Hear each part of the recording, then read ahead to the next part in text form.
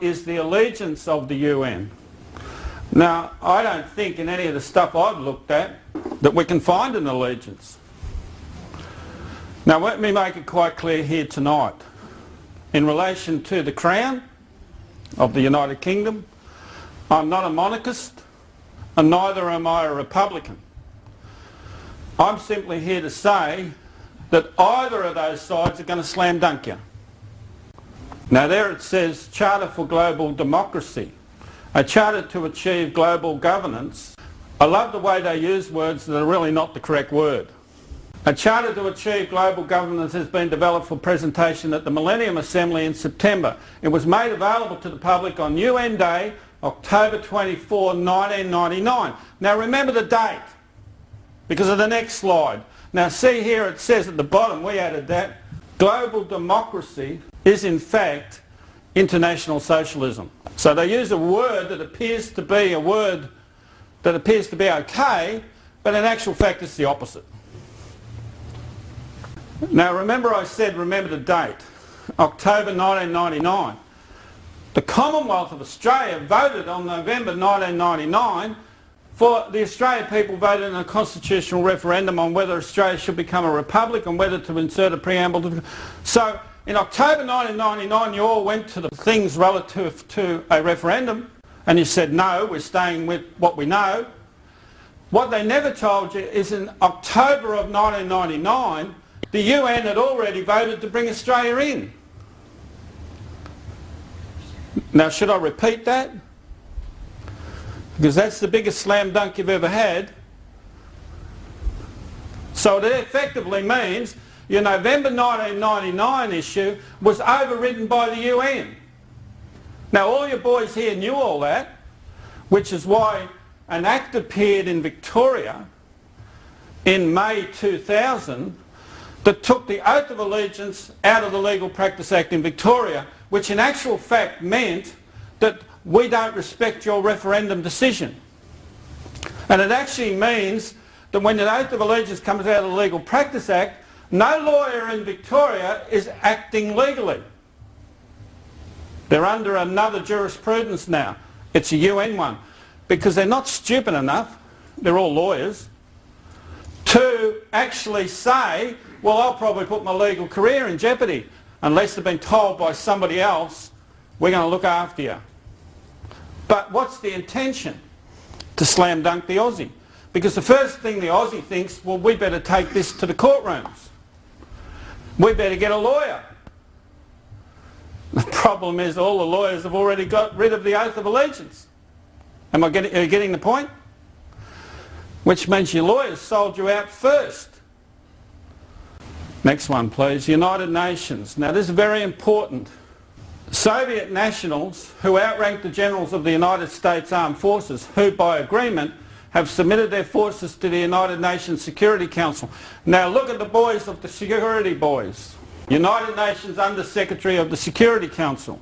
The following is a list of names of Soviet nationals who have held the above post in the United Nations, thereby having every military force in the world submit to them. Now you'll see shortly that Jeffries, your former governor of West Australia, the head of the SAS, is clearly involved in this program. And all he's done is pass the baton to Quentin Bryce. We'll see that. Now since 1946, all of these are Soviet nationals and comes down to 1988. There's the names of who held those posts. So in essence, you're handing your kids over to communism. Is that clear there? Is that clear? Yep. Well, a lot of your preachers in this town are sitting quiet on this. And in essence, they're not doing what they should be doing in relation to God. If anyone should be honest in this issue, it should be the preacher.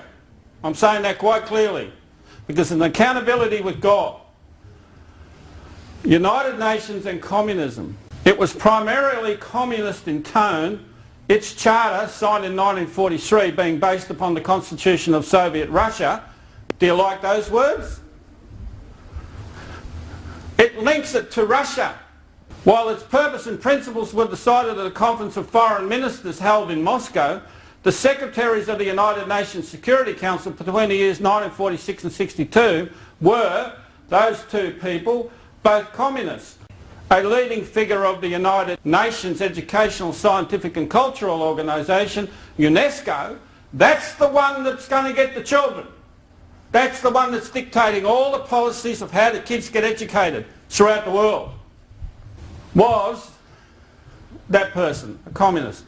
The Chief Secretary for UNESCO was Madame Gillard, communist, while the President, Vice President and 9 judges of the World Court were all communists. That's from the Broken Cross. Whenever you go into a law court, you can put that stuff in as long as you quote the source. As long as you quote sources, you can put it into affidavit work. UNESCO. Now have a little look at what the compilation of this is. Honestly, and we won't go back into where all this framed from and whatever, because this is not a courtroom presentation. I don't need to produce the evidence. It can go up there and they can work it out. Under Huxley, UNESCO envisaged the destruction of children's love of country and patriotism as the first step to a one world state. Talk to your children about this and listen to their answers. And you'll see how much of that is already gone. Under a one world government, Huxley envisaged it, and under communism, the teachers are the principal formers of your child's mind. That's the United Nations agenda. Hand them over to them, is what they're saying. United Nations Association of Australia Incorporated. Do you like that title? We've even got an incorporated organisation here to run this. Guess who the patron is? Governor General Quinton Bryce. Vice patrons, Adams, Alexander, Berton, Gareth Evans, Andrew Gaze, Nozzle, Packpoy, Andrew Peacock and Michael Kirby. Now do you all know who Michael Kirby is? Just retired High Court judge. Also charged for grand jury work because he's revealed the fact that he's concealed the fact the Crown's been removed from Western Australia. So we have Hawke's address in 1984 to the Fabian Socialists, which clearly shows your Prime Minister at the time was a Fabian Socialist. But in 1986 he introduced the Australia Act and actually enacted it himself. That was a good piece of work, wasn't it?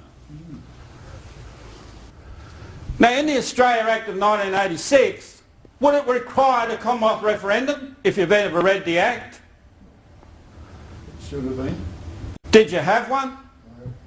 Well, they're bypassing your constitution, they're bypassing your juries, they're bypassing grand juries, and they're stamping all over you. When are you going to stand up, Aussie?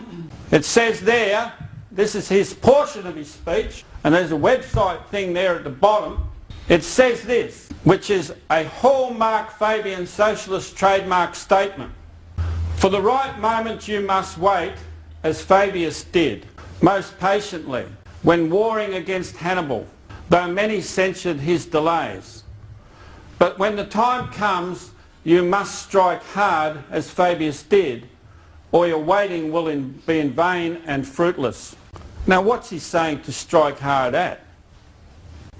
What's the next one? Julia.Gillard, your current Deputy Prime Minister, also charged for a grand jury matter pending in the Supreme Court in Victoria. Not yet heard, but she's now dictating your policies for Australia. It says speech to the inaugural Fabian Society inaugural dinner 31st of August 2000 in Melbourne. There you can download that website. Julia.Gillard is also in the program. Julia.Gillard has full knowledge the Crown's been removed. Julia.Gillard shouldn't be sitting in any parliament in this country. Beasley's statement, and I'm going to read it twice. The United Nations has given federal government a mandate of ownership for houses, farms, property and business to government control once the Republic has been proclaimed. One of the ladies said to me last night when we were having tea and bickies after I'd asked the question, she said, I've met you once before. I said, where did you meet me? So I come to one of your lectures.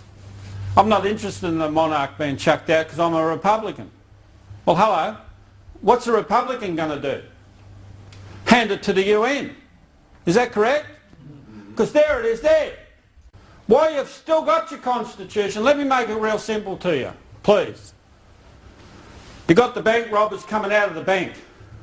They've still got their guns, they've got all the loot, they've got the balaclavas on, and they're running to the getaway car. The getaway car is the Republic, which they then jump in and drive it around and park it in the garage of the United Nations. Then they've achieved the robbery. But what has just happened? We've found the getaway car before they could get in it. Once the Republic has been proclaimed, they're not waiting for the Republic. They've told them to suspend your constitutions and suspend them 4 years ago.